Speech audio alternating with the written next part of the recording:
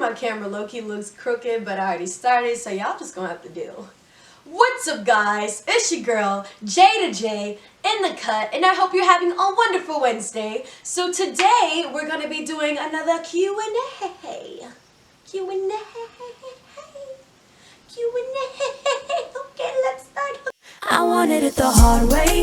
No, it ain't been easy. Fighting so hard for your love. I like it. In the description box below, I have a Google form link where you can ask me questions anonymously. You can send in your video requests anonymously. So if you're kind of nervous to ask me something, go ahead and go ahead and fill out that Google form. The Google form is actually where I got all the questions from for this video. So be sure to go fill that form out. Go do it right now. Question number 1. How can you tell if he is different from the rest or the one? So the cold hard truth is that we all have flaws. Nobody's perfect. Everybody you come across and date is going to have something wrong with them that you're not going to like. But it's just a matter of figuring out what you value. You have to figure out what you value, what you bring to the table as well, but also what you want your partner to bring in the table and what's important to you, and then make a list and see if that person matches that. I feel like everybody's the one is different. There's no really specific way to tell if that person is the one. It's just if that person makes you happy at the end of the day. Because there are going to be times when that person doesn't make you happy, and you have to figure out what you want to deal with and what you don't want to deal with. Like I said, we all have flaws. Nobody's perfect. So you just have to figure out what you want to put up with. At the end of the day, you're the person who's going to have to put up with them. You're the person who's going to have to date them. You're the person who's going to have to deal with all of their flaws. You just have to figure out what you value most. Figure out what you want in the person and what you're going to deal with. And nobody can decide that but you. So if they fit your checklist, yeah. And they may not hit everything perfect, but at the end of the day, I feel like God is really going to give you what you need more than what you necessarily want. Because what you may want may not be what you need, if that makes sense. Next question. As an upperclassman, what can I do to prepare for life after college? Start looking for internships as soon as possible. Start networking in people. It's really all in who you know. Trust me, you want to be building relationships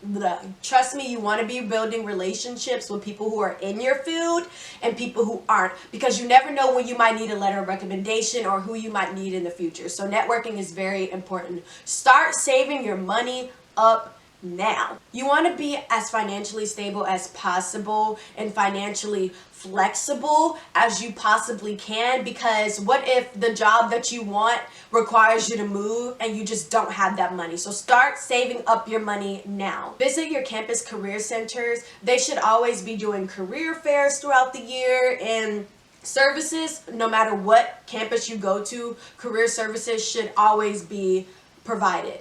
Think about who you can get letters of recommendations from. Like I said, think about letters of recommendation from your teachers. I would just start asking people to write you some, whether you need them right now or not, because like I said, you never know when you might need them. And lastly, think about your online reputation. If you're trying to be a teacher and you're on social media talking about how much you hate kids, you're probably not going to get the job, because jobs look at that kind of stuff. Was it hard to get into Texas State? No. Texas State is not hard to get into. If you get denied from Texas State, big yikes. Like, I think that's really rare for anybody to get denied from Texas State. We have a really, really high acceptance rate. You just need to make sure that you either have a really good GPA, that you have really good SAT and ACT scores. I had terrible SAT and ACT scores, but I had a 3.8 GPA, and I had a lot of extracurricular activities that I did, but I didn't have any community service hours or anything like that, but I still got accepted. So make sure you're doing good in at least one of the categories: GPA, SAT, ACT, volunteer, extracurricular activities, or community service. I think they make the essays optional now. I think writing an essay really shows that you're going the extra mile now. If they're choosing to accept you or another person and y'all have the same qualifications, but you go that extra mile and write that essay, I feel like that'll really set you apart. So write those essays. If you live at Texas State, can you also have a car? Where is it parked, and is there a cost? So there are parking spots, parking lots, and parking garages at Texas State. Like, you could like park in a little spot on like Mill Street, and there's like many other places that you can park. So I wrote this down, you guys, not even gonna lie. There are different types of parking passes, and it's color coded. There's a Bobcat Village one, a motorcycle one. There are permits for restricted spots, commuters if you're commuting on campus, residence halls. So I'll link in the description box below the link to the cost and the exact cost, like lined up with like the parking pass colors and stuff. So check the description box below for more details. Yes, you can bring your car. Parking lots are like at like the dorms or near certain buildings on campus. Parking garages are just like kind of scattered around campus, and specific parking spots, they're like restricted parking spots near like the residence halls, or restricted parking spots on different streets and stuff. So there are different parking permits that you can pay for. You just have to look at which one that you want. Make sure you read the details of which one that you choose, because you may be able to park in just residence halls, or be able to park your motorcycle in just a specific place, or you may be able to park anywhere you want except for this one restricted area. So make sure you really pay attention to it, because you will get a ticket. Do you TikTok? Why, yes, I tickety talk that tick. If you could tick that talkity talk, I sure do.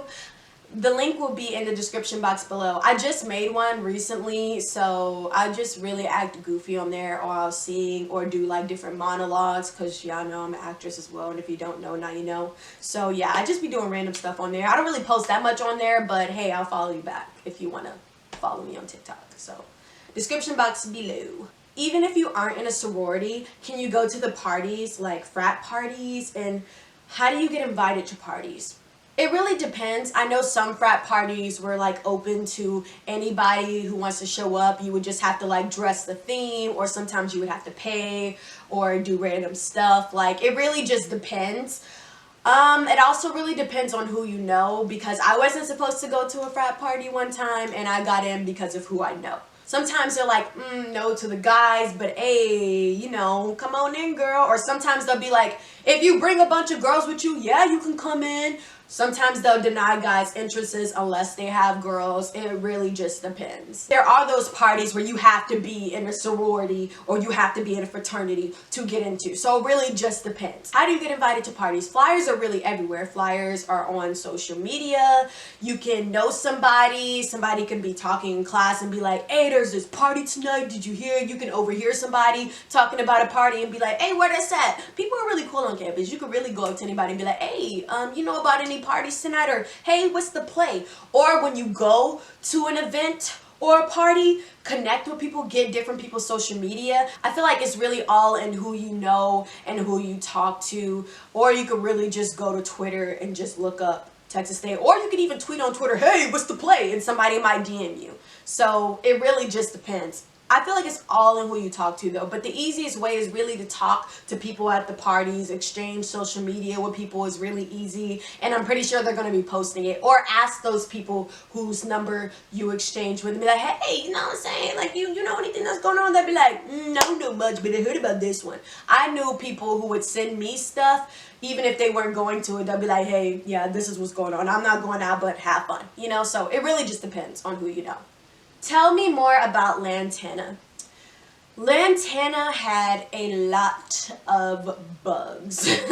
We had ants, we had roaches, we had spiders, like it was just, oh my goodness. I remember the first floor had ants really bad. The second floor, they had like roaches really bad. And the third floor had daddy long leg spiders.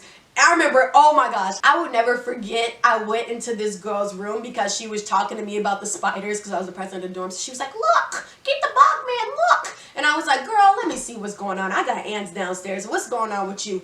I walked into her room and there was like this little thing. It was like this little circle. And it looked like it was just like kind of like an ant pile. I couldn't really describe it.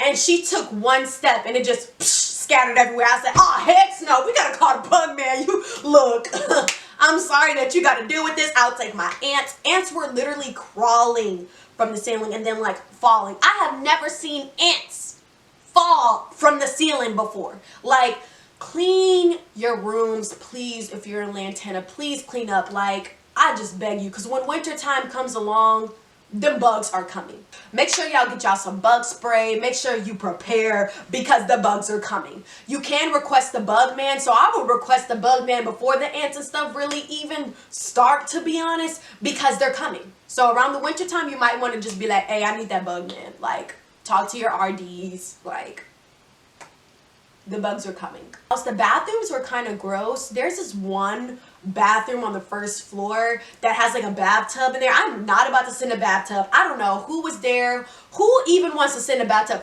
Bro, have shower shoes when y'all are taking a shower, because if you just step onto that floor, you're nasty. If there's fungus or something on it, that fungus is going to be on your foot.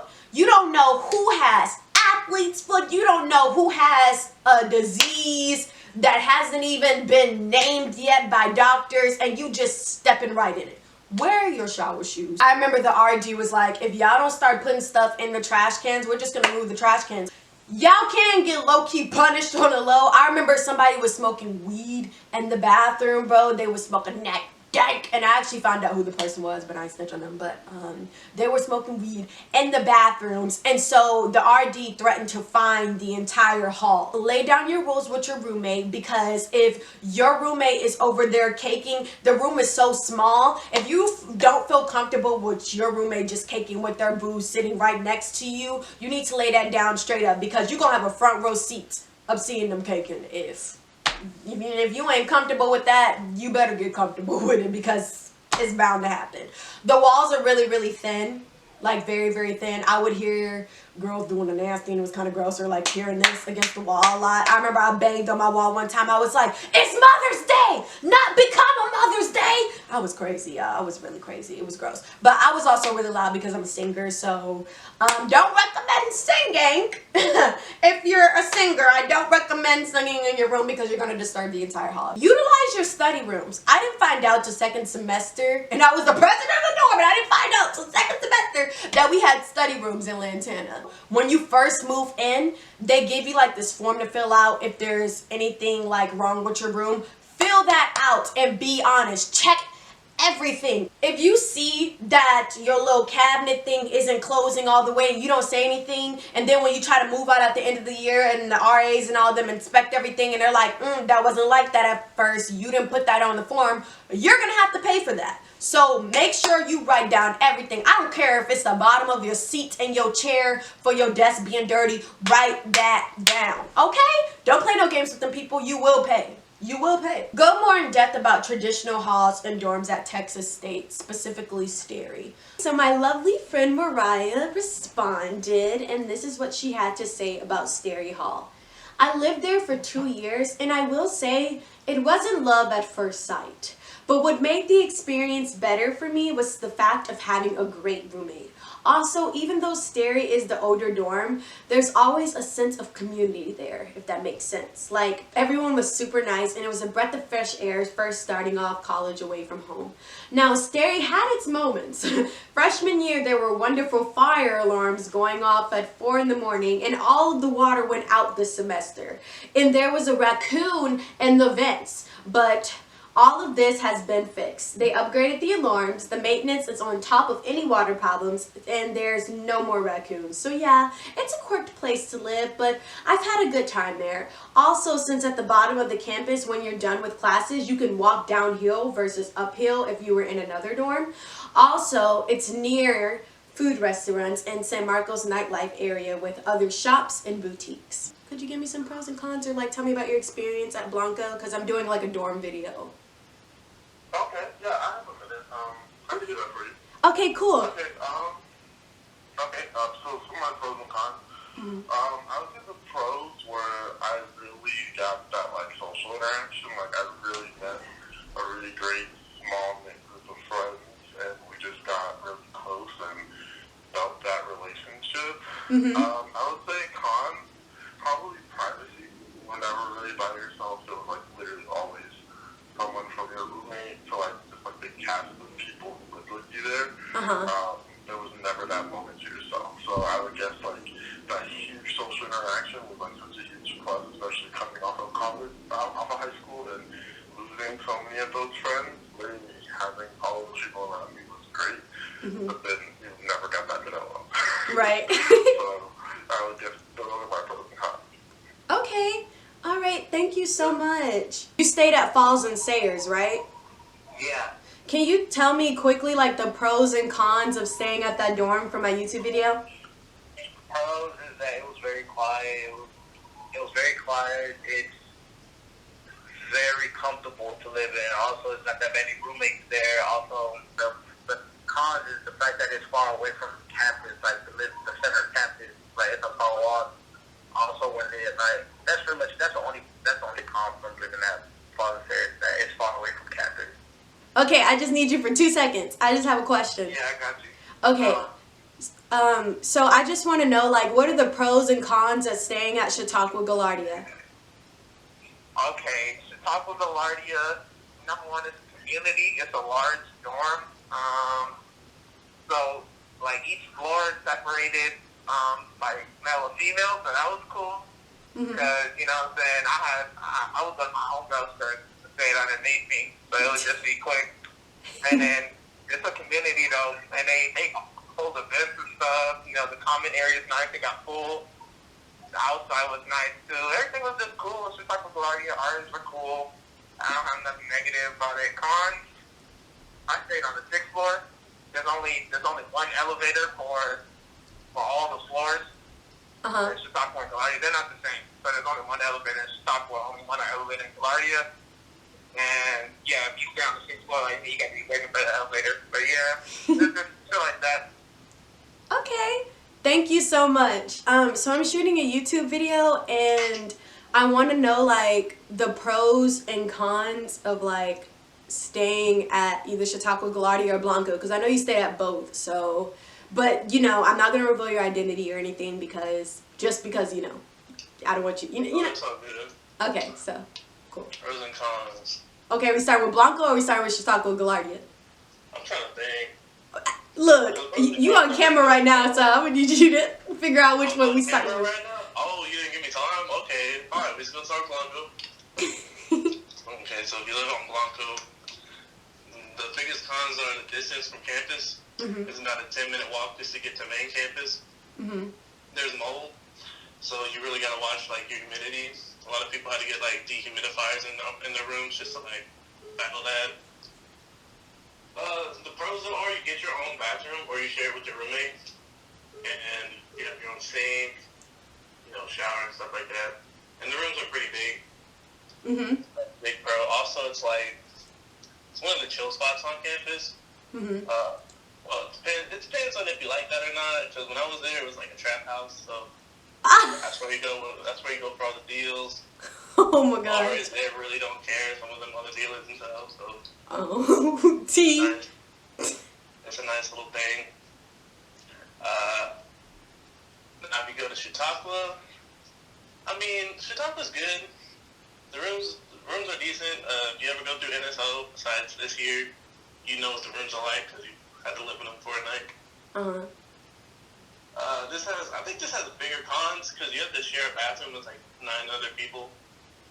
Yikes. So it's a community bathroom. You have to drag your stuff in and out. You really don't get that much. You get space to store your stuff, but you don't have a lot of stuff to use. You have like a drawer and a closet, and that's it. Your desk is okay. I think the biggest thing about it is its location, and you have like a little kitchenette on every floor.